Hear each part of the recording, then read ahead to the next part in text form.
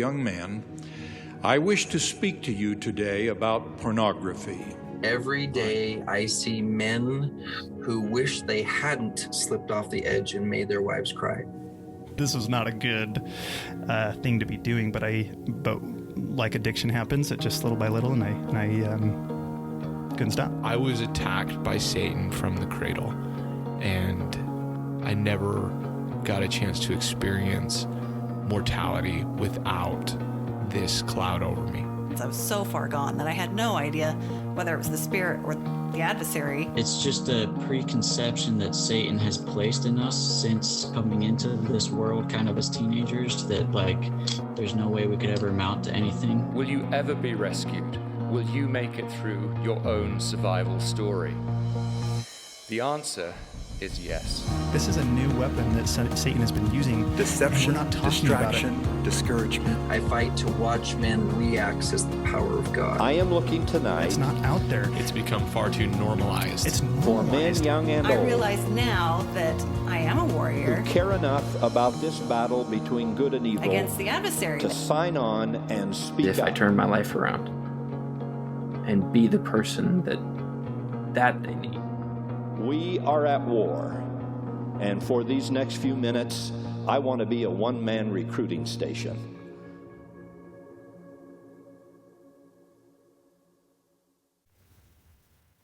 Welcome to the Eternal Warrior Podcast, helping young people in their... I lost my place. I'm going to start over.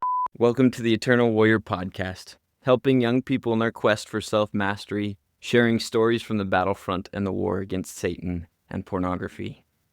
Today we've got a special guest, somebody who's made a big impact on the addiction recovery space, specifically the pornography addiction recovery. Chandler is the creator of the Relay app, which has had a huge impact in the battle, and we're going to be talking about that. Chandler, why don't you tell us a little bit about yourself?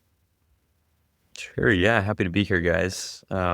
It's really near and dear to my heart because I, when I was first struggling with pornography, I had no clue what to do. And finding the Sons of Helaman program was the first step that I ever took in my journey. And I was just telling Eli here before we started the recording that I was looking at the calendar. I think it's almost exactly 10 years ago that I attended my first meeting. So a lot has happened in those 10 years. And maybe just to give a quick background about me. So I grew up the oldest of 5 kids in a very active family in the church, and we moved around a lot. And I think the biggest thing maybe that starts to get into my story is I felt like on the outside, I was the kid that was fairly determined, fairly focused, whether it was academics or sports or music. I felt like I could perform and achieve whatever I wanted to.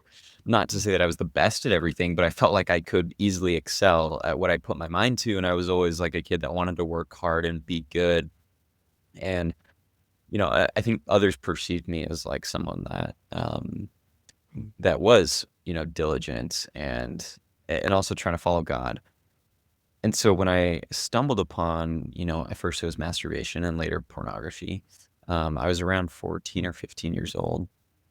And, eventually over time, I realized that I didn't have control over this. And that was really, really frustrating. So what's my response? I try harder, because anytime I try hard, I can figure it out. That's how it's always been. It doesn't matter how hard it seems. I can always figure it out. But not this, it's the harder I leaned in, the harder I tried to figure it out, and I always told myself, I would never be someone who struggles with this. Probably a prideful mindset to have, but, but I just remember feeling Garrett's story right there. Yeah, totally. I think it's gung-ho, white knuckling it.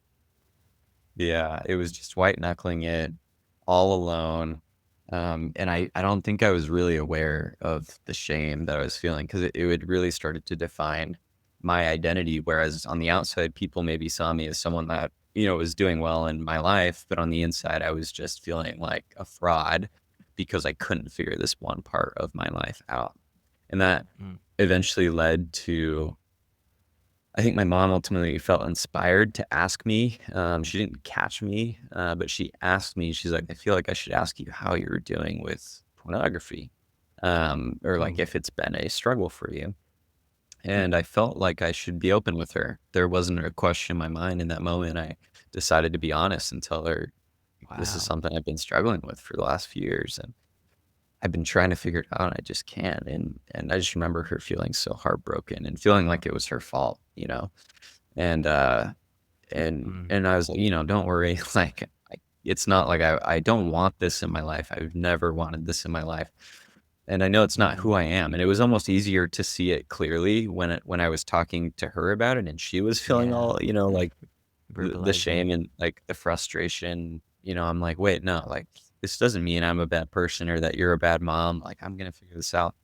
But there's still kind of this question of like, so what do we do? You know, what do I do about this? She was the one that actually stumbled upon, I think, an ad for Sons of Helaman. And when she tossed me the idea, she's like, hey, this is a group-based thing on Zoom. You know, you'll meet with a clinician once a week with some other guys who are working to overcome this. I was like, I'm down. She's like, you don't have to do this. I understand if you don't want to do this. And I'm like, why would I keep doing this the same way I've been doing it? Because it's not working. Something about this is not effective. So I think I've talked to a lot of people over the years, and I know that step can be really hard and really scary. But for me, I don't remember it feeling that scary because I was honestly just so like done with like the white knuckling thing. And I was just like, I'm open to trying other stuff. So I'm willing to give it a go. I had no idea what I was getting into, but that's kind of where it so started. Envious of you. You were just right on top of it, going straight for, no, this is what I want. Instead of the resistance I find in a lot of people, and me, I should say that I am one of those people. Yeah. Out of curiosity, you mentioned that obviously you talked with your mom about it, and then she was the one that kind of stumbled across the program. How much time would you say there was between that first conversation with your mom and then her discovery of the program? That's a really interesting question. I don't quite remember the timeline. That feels a little bit fuzzy. This is 10 years ago now, right? So I could probably go back and try to figure it out. It was probably within a month or two. It wasn't a huge amount of time, but it wasn't also like the next day. So yeah, there was still a little bit of a period, but it was pretty shortly thereafter. I guess I'm curious because in one of our recent episodes, we talked about the difficulties of having a family member be your accountability partner. And at this point, your mom was the only one that you talked with it about, I assume, maybe? I'd gone to a church leader, to my bishop, and talked with him about it, actually, before talking to my mom. But I didn't really feel like he quite knew how to best support me. Not his fault, right? And so there wasn't really an accountability relationship there. But I started to kind of name it and be open, you know, with him about it. And then with my mom, same thing. Like, there wasn't really a like super structured accountability relationship that happened. Because I know that definitely can be tricky. And it was probably, you know, good that it didn't. You know, it was kind of just one conversation, but she did follow up, and she did, you know. It's not like she just let it never be brought up again. So it wasn't something that kind of worked its way back into the dark, but it also wasn't like every day she was like, how are you doing? Which I think was helpful. She wasn't trying to be overly involved from an accountability perspective. No, I think that's good. That's healthy. Because we were talking about the fact that it is important that our relationships aren't defined by pornography, right? We are in this struggle and we're trying to get over this, and we can't have that defined by it. So I was just curious if it had occurred with you, where it does with some people, that when their you know, parent finds out, that becomes the defining characteristic of the relationship, and it ruins that relationship, or it scars it. And so I think that's probably I think it's a natural response. Like if you're, you know, a loved one out there, whether your parent, spouse, you know, friend, relative, whatever, like, I think it's very natural. You know, what my mom felt was like, you know, what could I have done to prevent this, or what can I do to like help, you know, almost like save, you know, him and try to help him. But I think like when she was able to relinquish a bit of that control and realize like she couldn't really control the outcome, I think that's an act of faith. I think that's an act of surrender and turning it over Yeah. to the care of God and saying, like my role is simply to be here to love and to be available, right? And I think that that's what we can do as supporters, right? Yeah. We individually have to become warriors of our own battles if we're going to have any hope of overcoming them. Right. So that's really powerful. Um, so how did it go in Sons of Helaman? Do you remember who your clinician was? Oh man, what was his name? I think his name was Chris. He doesn't work at the program anymore. Chris. But Yeah. yeah, long time ago, man. He was great. I remember honestly that first Zoom meeting. I'm like, what do I expect? Who's gonna be on the other end of this call? Like, what type of weirdos Yeah. struggle with this thing? Like, not A me, guy man. I'm too good for room full that. of Still, porn addicts. yeah, yeah. Still so much stigma and shame that I was like clouding my lens, my outlook, and wasn't even really aware of it. And I remember just the impression I got when I showed up on that first call and really started to hear the other guys' stories and see them. Some were older, some were about my age. I was a senior in high school at this point. Some were in college, a little bit older than that. But I was like, man, these guys are cool. They're pretty normal. They've got normal ambitions, goals, desires, hobbies. Like, Wow. everyone's slightly different, right? But it was like, oh, I can see the shame when they're talking, and that they're not a bad person, right? I would tell them that if I were their friend, and I was starting to become their friend, like, dude, that's a lie. Like, you're a good man on the inside, and that's Yeah. your true self. That's your true identity. And yeah, we are in a war. Like we are. Anyways, it was that process of seeing other people sharing was a huge like aha moment for me where I realized that I had more shame in my own identity and self-perception than I was aware of. And so starting to unravel that was honestly not an instant process. It took years and layers happened at a time, over time. But I had some success, was able to, make it the 12 weeks or graduate. I wanted to leave on a mission right away. I ended up serving a mission in New York City, Nice. in 2016 to 2018. Graduated. So how long did it take for you to graduate from Sons of Helaman? Do you remember that? I graduated pretty quickly the first time, but I'll just skip ahead. It didn't last. Like I had some setbacks, relapsed again, and Right. so it was a little bit cyclical. I like got to a point again right before my mission where I was probably around 4 or 5 months clean, and so that's kind of where I left things off. But I had some initial success, and this has been the theme for me that like a big part of my story has been that it's not linear. Like it's like I've had these phases where, which is kind of core to my personality. I come in, I figure out how to really work the program well, have success, realize that there's more underneath this iceberg than I really understood, and that I can't just like work my way to healing. It's more about surrender and letting God work his process in my heart as I do my part. And so like I've had to like, accept the fact that my sobriety is not and I've had relapses since I've been married to since I founded Relay as well, just to be totally honest, in the last few years. And so, as I stand here today, I wish I could say my sobriety is multi-year, long, really long time, but that's not been my story.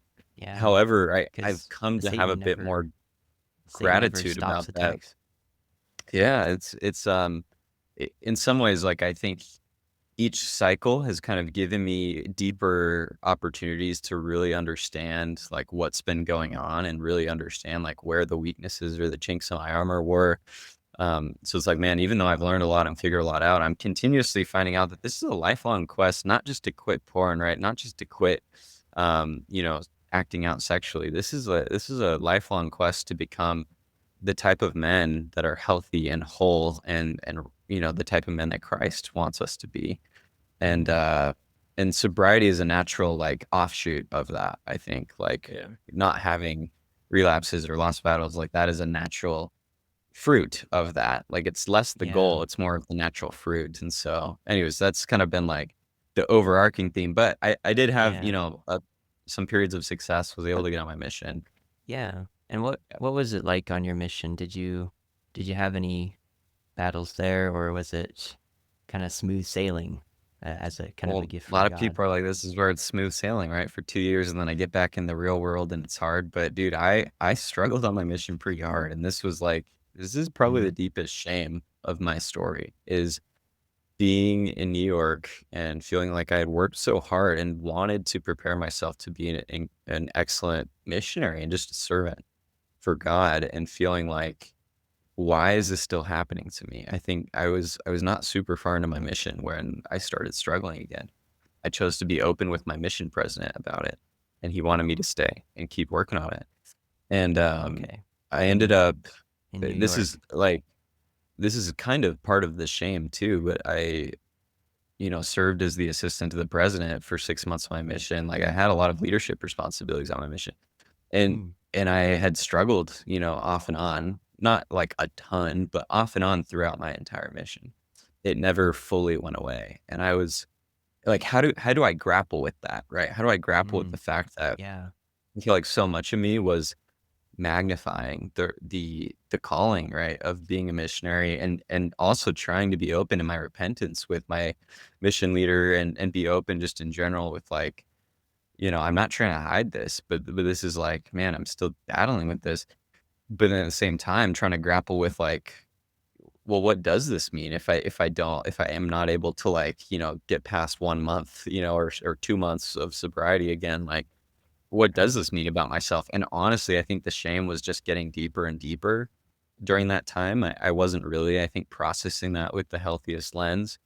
So I came back from my mission, and I immediately rejoined groups and rejoined the program with Sons of Helaman. I was at BYU, so I joined an in-person group in Utah, and that was cool. But again, I like leaned back in hard. I did, my Chandler thing, and I'm like, I'm just gonna like freaking master this thing, and worked incredibly hard and had a lot of success again. And in that period of time, what I was different, or what I was really focused on, was turning outward and seeing how I could help make it less about me, and how I could try to help all the other guys in my group to do as well as they could too, and try to like leverage each other better. Because I realized, man, the unique part of this is that we're not doing this alone. We have each other. We have a community and a group where we can join forces alongside each other.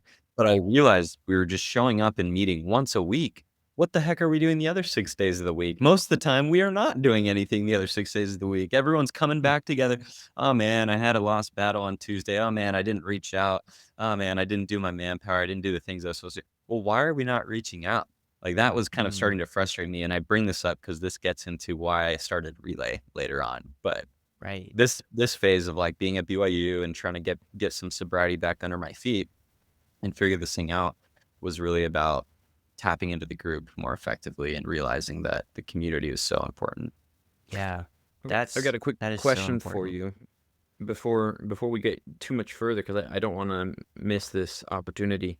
You mentioned the difficulties and the shame that you felt while on the mission in those leadership positions. How did you deal with that, psychologically speaking? For example, I too was put into some situations on the mission and had to deal with it, and that was the first time in my life I'd ever experienced a panic attack, because I was trying so hard to be free of it, to not have it, and failing, and that terrified me, and so I broke down. I'm curious, were you able to keep things together a little bit more? And if so, how? Man, yeah. Well, that's the thing. I think I was keeping it together because I almost had to. That's what it felt like.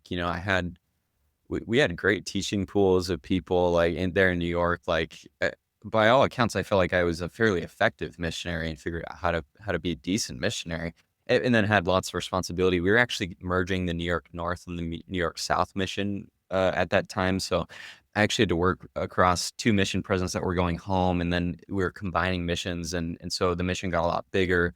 There was a ton going on at that time, and I had to do a lot, kind of helping the mission, and I felt like I didn't really. this is where I felt like the deepest, like almost like the compartmentalized nature of this addiction, where it's like this me, I have to stuff it in a closet because I have to be and show up, for everyone else in my life during the day, right? And be I don't know, for lack of a better word, like the perfect person, Elder Rogers, right? That like needs to be here and to try to channel that, right? But so did I kind of have it all together? Well, it seemed like it, but I sure think that it was like, I think it was digging the hole deeper. I think it was not good psychologically for me. I was doing the best I can, and really, I was trying to rely on God, and I think there was a lot of blessings and grace and help during that time. It wasn't all like negative, but Yeah.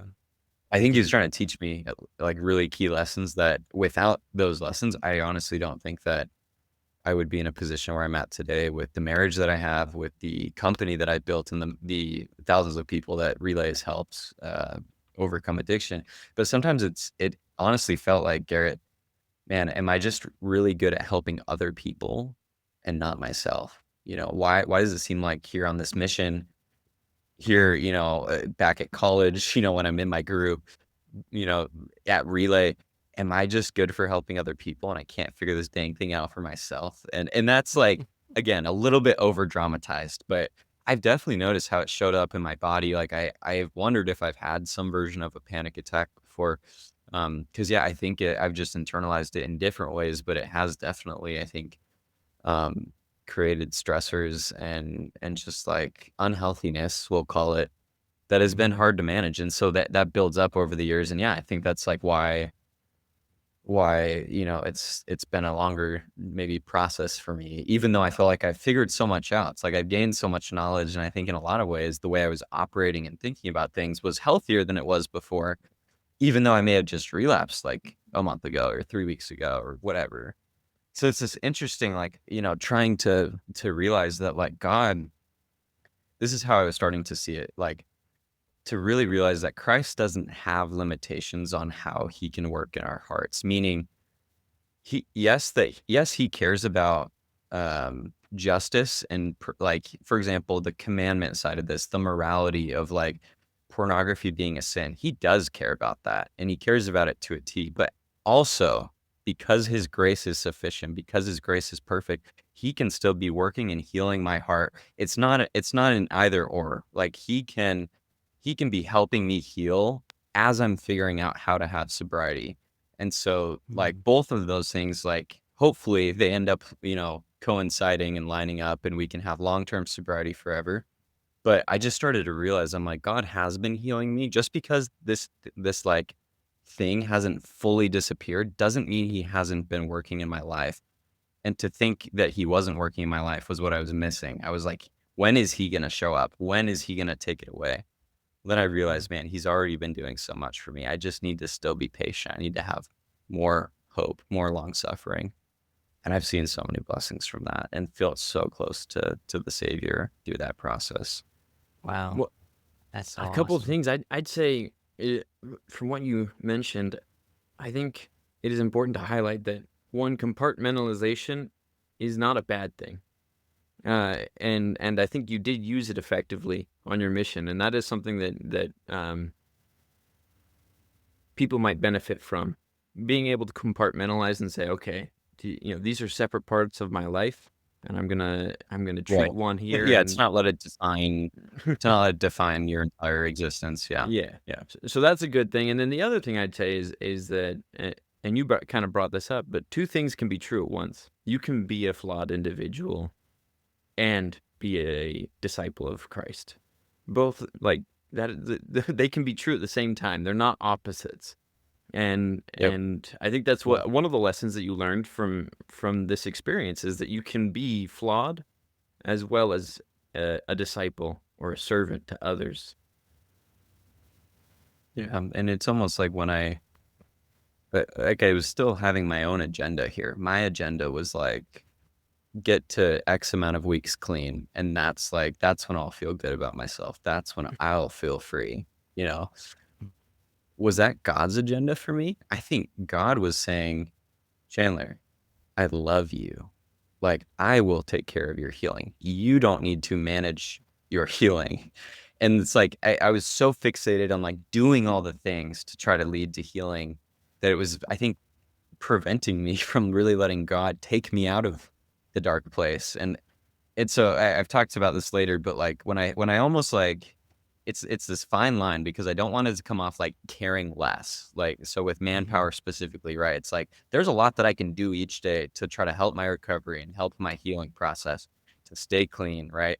To be vigilant. But for me, right, it's like I was so wired in the direction of like doing all of the right things that I had to almost loosen up a little bit, not care less, but care more in the right way. When I cared more in the right way, I think it let God finally like move me along faster, rather than me being so rigid trying to control it all myself. Yeah, yeah. I think we can often fall into almost OCD behavior with our manpower goals.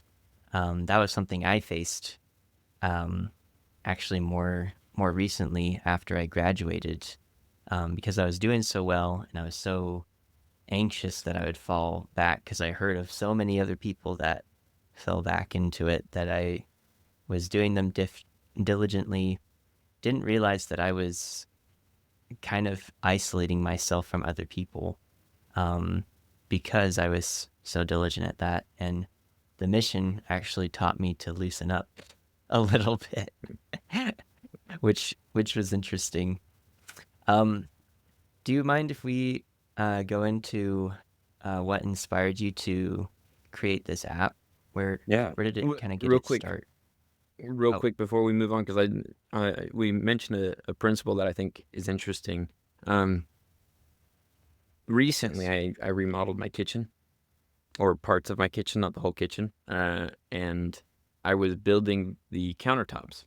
And at first, I was I measured everything out exactly, and I'd measured it 3 times, and then checked it if the walls were level, and how the corner came together, and all this stuff, right? And my brother's a general contractor, and so I was reaching out to him, trying to figure out, how am I going to do this? My wall's not really level, and the corner's not perfect, and all these things. And he said, in the building world, right, in the world of constructing houses and everything, there are insurances put in place to avoid the hassle and the stress that trying to be perfect brings. Most people, and he's like, you could make a perfectly sized countertop. You could do that. That's a potential, but it would probably take you 2-3 days to measure the walls exactly and the corner exactly, and then to get it in place, and then you might mess up getting it in place and you have to start all over. Or you build it the best you can, you plug it in, and then you put a backsplash on, and nobody knows anyway. and I feel like that should be how we are approaching addiction, in that the manpower goals and the program that we're in is a guideline, it's a blueprint. But if you spend all your time trying to obsessively match every guideline exactly without any room for mistakes, or even any room for individuality, you're going to create so much stress that it actually causes you to lose battles. Yep. Yeah. Yeah, totally. Oh, I talked about that a little bit. I think in my episode, where my battles became anxiety. Like it was almost no longer about the sexual aspect of it. Like, because I had so much anxiety that I would lose again, I lost. Mm-hmm. Yep. It's very interesting. Yeah. Yeah. Do we have any more to add on to that before we get onto the app?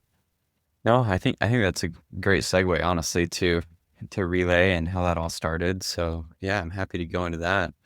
Awesome. So let's do it. Yeah, I guess this was 4 years ago now. It was around 2020. So I was at BYU, and throughout the time of going back to group and just like figuring out how do we leverage this group effectively? How do we work together the other 6 days of the week? Um, I'd been thinking a lot about just that topic, and simultaneously, I was taking a computer science class. I ended up studying business and was interested in tech and startups and stuff, and ended up being in a class with a buddy for my mission, and the assignment in the class was to create any app. It could be whatever we want. And I kind of pitched him on an idea. I said, hey, man, I feel like a lot of people, specifically with pornography addiction, struggle in isolation for way too long. And I kind of told him a little bit about my experience, and turned out he hadn't actually dealt with that, but he could empathize and relate. And he was like, dude, this sounds really cool. And kind of the early idea for Relay was like, what if we made it easier for people that aren't in a group already to get matched together into groups all through the app. It's semi-anonymous, so it's a little bit lower barrier. You don't have to show your face for a lot of people that are just scared about taking that step, but to be able to still get some semblance of community and support system and connection, and to have, teammates to work alongside each other with. So that was the early concept, and we ended up doing it, and the class ended up, coming to an end at the end of the semester. And we were like, so we had made some progress on it, but we hadn't launched it. And we were faced with a decision, like, we just want to do this for a class project, or like, do we actually think this could be a cool idea? Should we actually go for this? And Let's go. and so this was kind of just That's like, awesome. let's do this, man. I think I talked to a lot of guys in my group and kind of interviewed them and got some feedback from them. We entered a couple like startup competitions, and won just a little bit of money, like not a lot of money, but just like enough that we could Dang. start to run some of our like servers and other software costs. And we were like, this would be cool for our resume. It kind of transitioned to like, it'd be cool for our like personal, professional, resume, that type of thing. And so we kept working on it just on our own, nights and weekends. He would come over to my apartment. I was recently married at the time. So he would come over and we'd work on Saturdays. My wife would help us with the design because she's a designer. So she did all the UI for it. And I was teaching myself to code. My background was more kind of business and product development, but and he had a little bit more experience, but not much. So really we were figuring out like, man, how do we even do this as we go? It was truly a passion project of like learning as we go. It was a new thing. But more and more it became real. It became like something that we felt like people really truly needed. So we ended up launching it, and we got a couple hundred people. The fun story that I sometimes tell is we went around Provo, around BYU campus, and put a bunch of flyers up everywhere. And where we got the most people is we like put a bunch of flyers in the bathroom over urinal stalls where like no administration like saw it, so they couldn't take the flyers down. And dude, we got so many people signing up from those flyers that we posted in the bathrooms. It was Oh my gosh. Just Napoleon and we saw Dynamited people it. from these groups. They're like, "How did you hear about Relay?" They're like, "Dude, I saw it in a bathroom stall." It was the most like it's kind of Wow. cringy, but also just hilarious. Early on, we were like, "How do we find people?" So. But eventually starts spreading, and we had more and more people start signing up, outside of Utah as well. It started to become more just like, anybody across the US, and started to realize, man, so many people have been battling with this in isolation. And I realized it wasn't just people who are members of the Church of Jesus Christ of Latter-day Saints, or not even people who are Christian. Today, Relay has a couple thousand people using the platform. And of the couple thousand people, 33% are not religious. So like they have truly like a desire to get rid of pornography that spans beyond just faith, which I think is cool. Like there's real motivation and lots of different like reasons people are fighting this. And that's been a beautiful thing, I think, as it's unfolded, and I'm happy to go more into it. But that's the premise, right? It started as this app for school. We decided to make it our full-time job, so we've been going at it for the last 3 years. We now have a team of 8 people full-time working on this. And our mission, really, we want to help more people, not just with pornography addiction, but with any type of unwanted behavior, to stop struggling alone, to walk the path of recovery together, and to ultimately find deeper and lasting healing. Yeah, that sounds like a true passion project right there.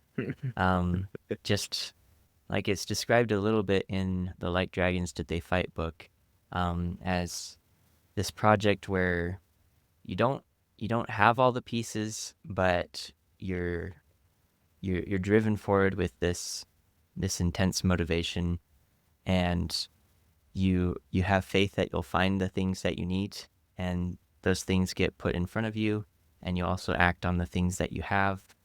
And just like all your circumstances where your wife's a designer and you're a business major, you teach yourself code, you have this friend who comes in, you have all these people that act on these urinal postings. It's just, it sounds so amazing. It's one of those just great miraculous stories of how this starts. And so I'm so happy. No. Yeah, and I skipped over like really the very initial part where it started was like super late at night. I just felt a really strong nudge, just a strong impression that I almost just saw it in my mind and was just thinking like, this something like this needs to exist. There needs to be better tools, and specifically with technology that make it easier to bring connection rather than addiction, that bring healing rather than brokenness.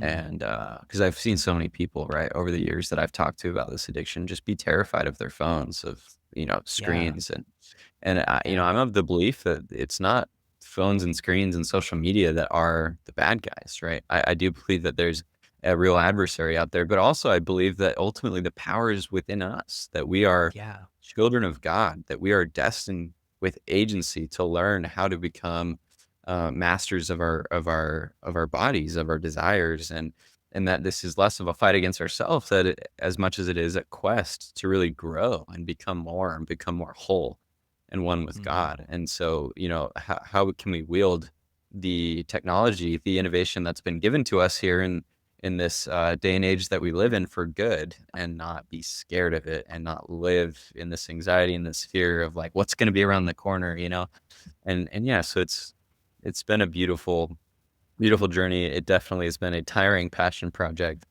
but one that's super rewarding, and something that I'm pretty passionate about is like, you don't need to be at like, there's not some magic number of sobriety where you're able to start helping people. I don't remember how many days of sobriety I had when I first started Relay, when we started writing code for Relay, and I don't know. But honestly, I think that God can work through you to do whatever he wants, depending, like if you're willing. So that's like, I think the big lesson there. Yeah. So, something came to mind as you were talking.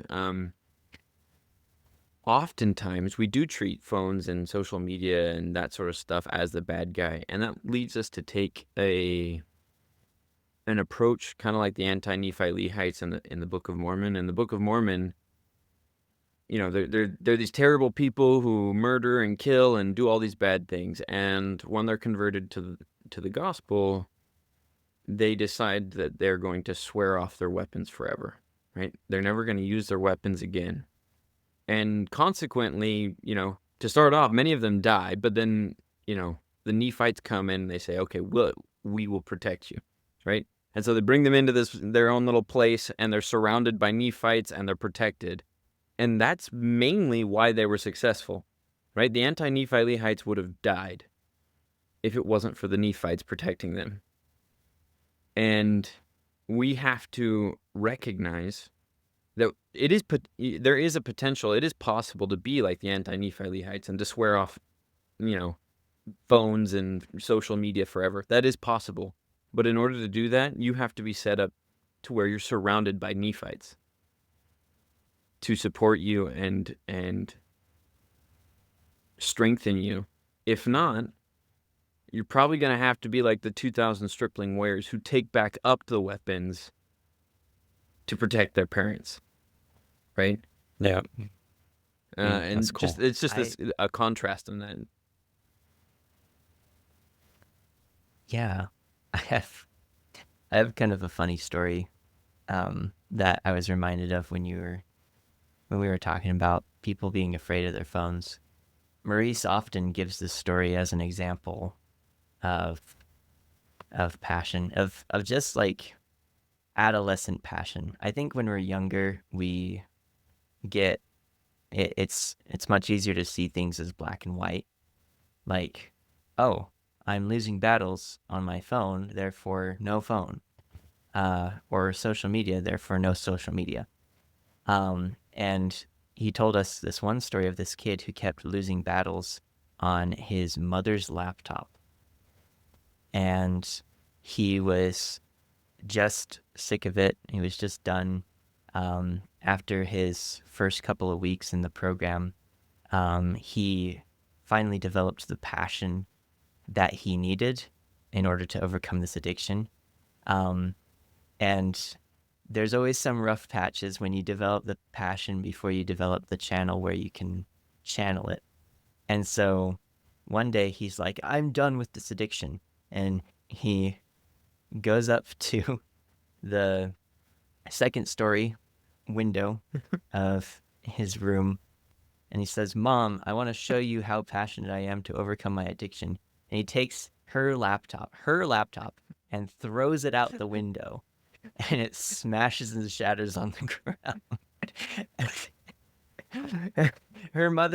His mother had mixed feelings about that, as you can understand. But it's good to start out with the passion. We just need to figure out the useful channel for it to go into and work a little smarter and not harder. Yep. Is participated in the design and clearly is aware that you're doing this. I mean, it's your livelihood. How does that relationship work with your wife? Is that a positive relationship with her? And concerning all this, obviously she's aware that you struggled with this in the past. Yeah. Yeah, it's ebbed and flowed. Like I opened up to her that this is something that I'd struggled with when we were pretty new in our relationship dating. I think it was less than a month into our relationship. I told her about this, and we've gone on some other podcasts and she's shared her perspective on it. And I'm really blessed because I do think that she's just had a wonderful and gracious perspective on it. Like her whole thing has been like, through my own lens, through the natural eyes that she has, I probably won't process this correctly or see Chandler correctly. Like, because, normally, and like, I guess is very normal and rational. Like she feels betrayed, right? Or has felt passionate about it than I am. She was the first person I told, obviously, about the idea of like, how do I reconcile this knowledge with the guy that I thought I knew, right? Or the guy that I was starting to date that was like, well, there's so many awesome parts to you, but then this knowledge, how does that reconcile? And so she went through this process of really turning it over to God, and the impression and the revelation that she received was to like see things as they really are, to let God give her a new mindset. Like she doesn't need to try to see it or process it a certain way, but she needs to let God just grant her a totally new lens to process it. And that's where I think she was honestly able to help me still like unpack some more of the shame and the like she's helped me see some of the blind spots that I think were still keeping me stuck after my mission. But yeah, no, so it's been great to have her support. And with Relay, she's honestly more before I approached my mission buddy and pitched him on like, actually building it with me. I told Jade, and Jade was like, like you have to do this, like this needs to happen. And she's always been supportive, and couldn't have done it without her. It's definitely a tough dynamic as, to do a business kind of together and have your spouse work on it. Like we've definitely had to learn some new things to figure out how to work together in a more professional sense. But it's been a fun part of the journey too. So. Well, thank heaven for good wives, right? Totally. I really want to get into kind of the details of the app, if we can. I love how it's set up. It seems like there's this theme of like calm and come into your frontal lobe, like think this through and connect with your peers. Do do you want to kind of walk us through the functionality of the app, kind of how it's intended to be used? Yeah. Yeah, at a high level, if you already have a group, in the program, if you're part of the program, you get a code, a private code that you can use, and it'll match you with your group. So it's not like this social media, like you're not with everybody, you're just with your particular group. And if you don't already have a group, when you sign up, we match you with a group of like 7 or 8 other people. You can use your real name. Most people just go by their first name. You don't have to set a real profile picture. So it's this kind of nice blend of you can start to get support without having to be, totally public about this, and still kind of protect your privacy. But once you're kind of in the product, yeah, maybe I'll just highlight a few of the things that people love the most about Relay, like how it's the most helpful. So I think like the biggest thing is it creates more visibility with your group. So people, like, I think accountability can be hard to do the right way. Sometimes it creates more shame. Sometimes it's just hard to like have really effective accountability. In Relay, like if you're doing your daily check-ins through the app, my team can actually see almost like a little story, a snapshot of my check-in, and they can see automatically how I'm doing, not just with my my addiction, but also with other goals that I'm working on, other healthy goals like manpower, like other things. And so we recently added the ability to, because back when I was in the program, we actually had a physical notebook where you like checked in and like, wrote how many days you were at, and then you had to have someone sign off on it with a pen, like an initial it. And we recently added this feature into Relay where now as a group, you can kind of sign off on each other's check-ins each day, which I think has been a cool game changer. And that's still a newer thing that, I want to make sure people are aware of and take advantage of. It's not just about everyone looking at your check-in and getting accountability for you, but again, how can you turn outwards? Well, Relay makes it really easy. You can go in there, if you guys are in my group, Eli and Garrett, I can see your check-ins. I can go sign off, give you a smiley face, write you a little note. And that makes that accountability just really natural, easy, and positive. So that's one big part of it. I think another thing that people love is the red flag. If you feel an urge, there's a way to log it, and it helps you process it, get grounded. And we've developed these tools actually with therapists that are highly specialized in this space. And so there's a lot of psychology that has gone into, when you're logging an urge, how to help you process that and not let it turn into a relapse. And so being able to throw that red flag out, process it, and then it can send a notification to your group also just makes it easier for people, when you need it the most and there's no one to reach out to. Through Relay, you can throw that flag and your team can jump in and support you in that moment. There's a lot of other tools and features we've built into it, but really, like, I think the things that help people are like, you have daily tools at your fingertips that you can practice and put in the reps that actually help your brain change and rewire to not be addicted anymore. So there's lots of ways to do that directly within the app and to do it alongside other people too. And that's the biggest part, is you're in your team, your group. Yeah. I don't feel like there's any part of the app that, I mean, you can use them individually, but I think it's just so important that you have the tools and you also have the community, and you're prompted to check in with them and to follow your own goals as you go in. It's been so helpful. Like especially like and it's been getting better. It's been talking to me about like, hey, you should log your goals. Hey, you usually have a battle at this time. Why don't you give a check-in? And yeah, it's so fun. It's I had to really humble myself when I started out, because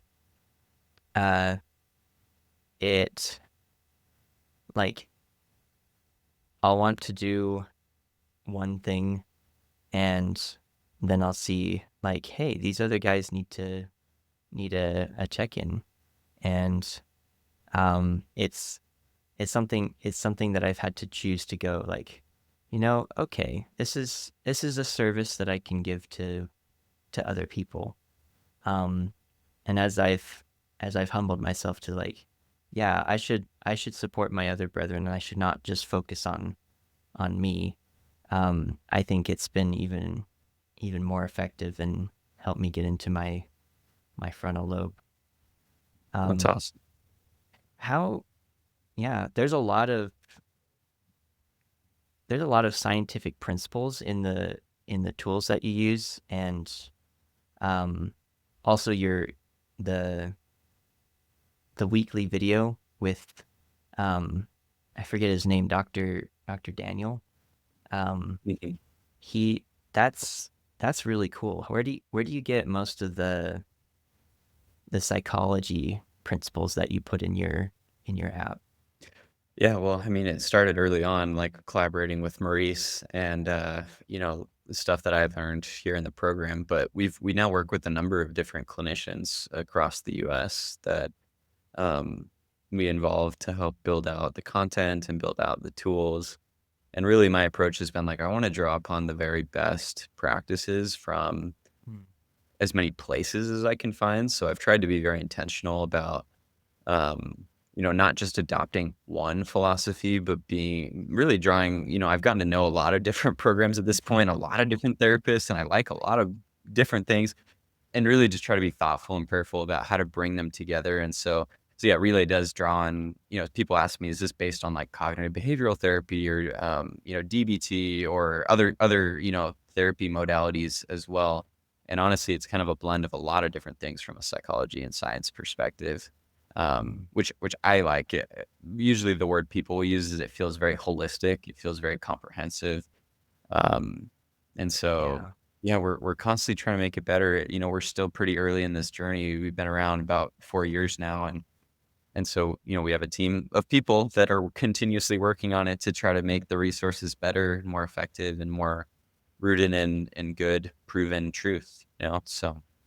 Well, can I Yeah. Like, just my passion is I just wanna make recovery easier. Like, sorry, I'll just say one more yeah, thing, like, man, I don't want other people out there to have to, like, spend a whole decade or multiple decades. Honestly, I see so many guys who come into our program now in Relay that are, like, they've been struggling with this for, like, 30, 40 years. Like, they're Mm. older in their years, we'll say. I'm not calling them old, but they're just, like, their kids are, like, out of the house type of age, and they've been struggling with this for years, and they've tried a lot of things already.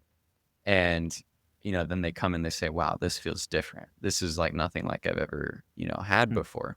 And my passion is like, man, I hope the next generation doesn't have to spend as long, figuring it out or wandering in the darkness. And so that's why I am grateful for everybody, Maurice and other therapists out there that have given their whole lives to try to help make these things more accessible. And with Relay, that's what it's about. I want people to be able to do recovery smarter and not struggle and do it dumber Yeah.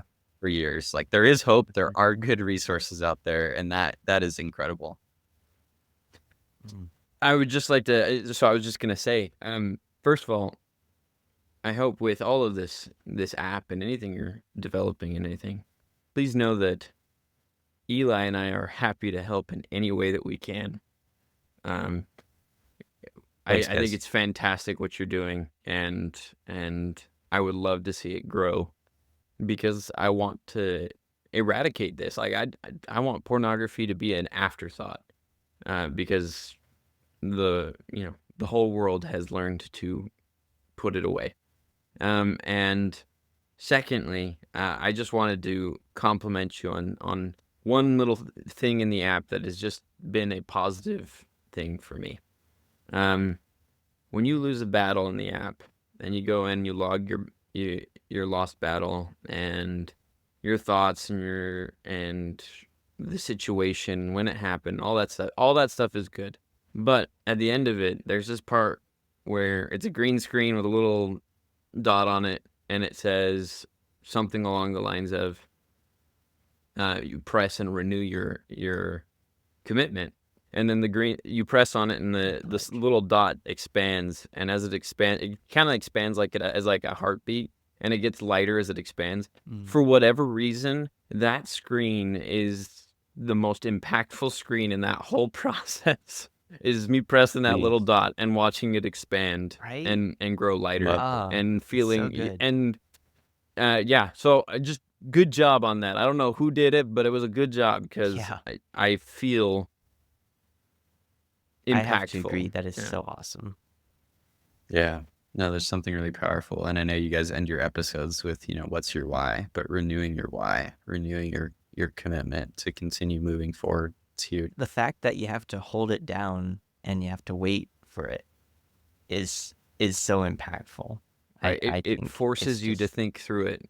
Because normally I try yeah. to, if you've lost a battle, you're trying to just get through it as fast as possible. You're Yeah, like, quick, oh, quick, crap, I quick lost a that arrow. battle. And then you Come press up. it and you have to wait.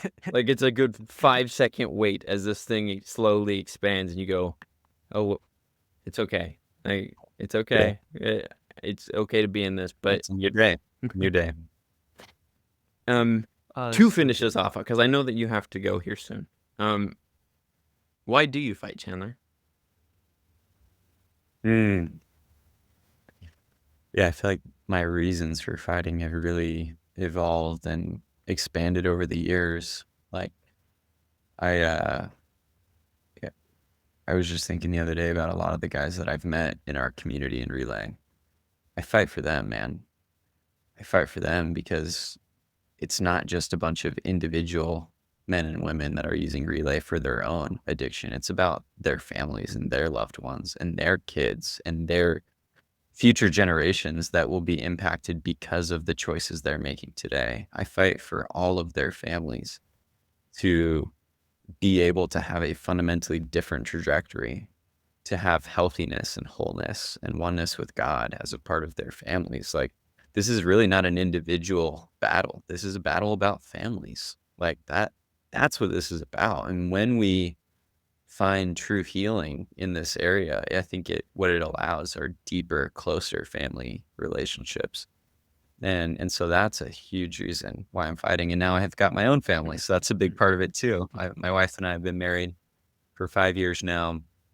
And our little baby boy is turning 1 in a few days here, just after Christmas as we're recording this. And, I fight for him, right? I want him to grow up with a dad that is more emotionally in tune, more mature in how I pursue self-discipline and how I lead my life and how I repent. Like, I want him to know that his dad isn't perfect. I want him to know that. I want him to see what it's like to repent, because that is how we really come to know Christ.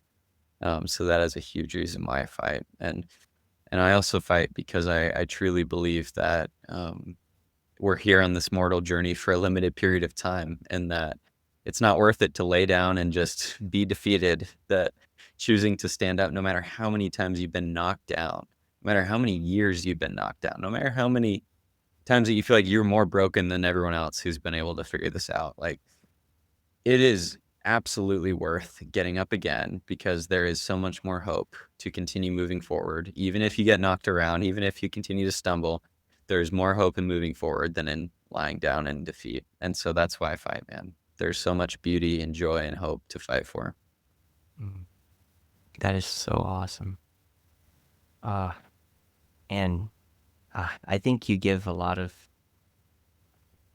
people the means to fight with this app, and just your presence here, man. I'm so glad we got to interview you, because I was not expecting such a spiritual giant to come to be the head of this app and to come interview with us today. That's awesome. If neither of you guys have anything else to add, I'll close this out with our usual slate. Please, guys, we're here for you.